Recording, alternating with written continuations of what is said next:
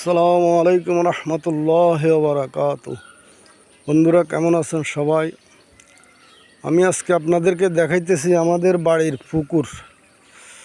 এই যে দেখেন, এই পুকুরে একটা গাছ পড়ে আছে। আপনাদেরকে কেন দেখাইতেছি এটা আপনারা বুঝতে পারবেন। এই গাছটা হইল আমাদের বাড়ির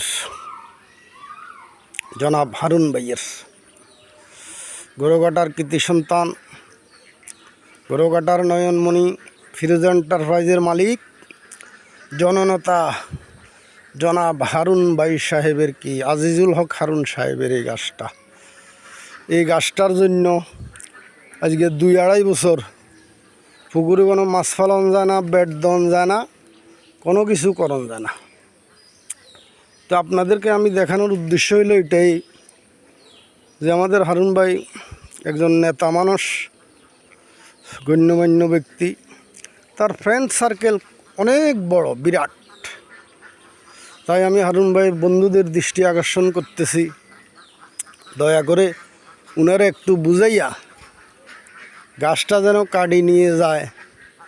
এই ধরনের যদি একটা কার্যক্রম আপনারা করেন, আপনাদের কাছে চিরঋণী থাকব।